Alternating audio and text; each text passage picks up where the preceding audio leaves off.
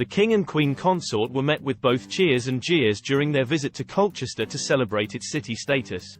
Anti-monarchy group Republic held up yellow signs saying, "Not my king," while some members of the gathered crowd outside the castle drowned out their shouts by chanting, "God save the king." The protests by Republic have been a series of demonstrations against the monarchy. They had previously held a protest in Milton Keynes in February, and their latest protest was in Colchester. As Charles and Camilla exited their car on Tuesday, a protester through a megaphone shouted, "Answer your critics, Charles, come over and talk to your critics."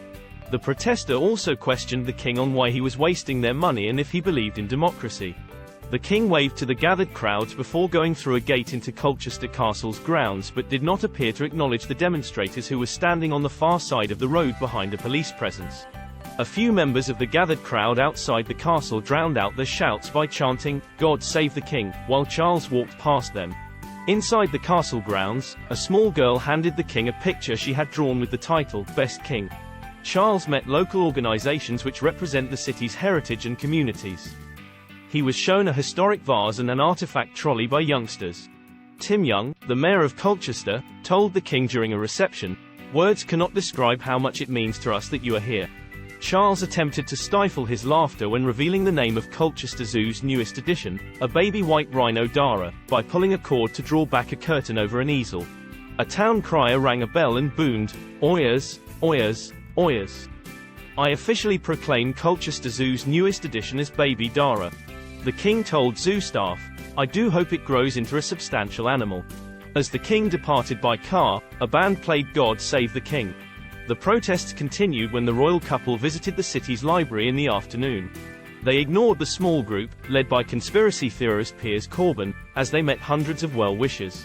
Those who had waited patiently for a glimpse of the monarch and his wife argued with the protesters as they tried to drown him out. Despite the protests, many locals were delighted to see the King and Queen Consort. Linda Cameron, from Colchester, said, "It was lovely to catch a glimpse of the royals."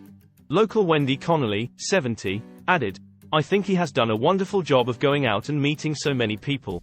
We were very pleased to see them and just tried to ignore those guys over there." Despite the protests, the King and Queen Consort carried on with their engagements, meeting locals and dignitaries, and even sharing a laugh over the naming of a baby rhino. While some protesters tried to make their voices heard, others drowned him out with a show of support for the king.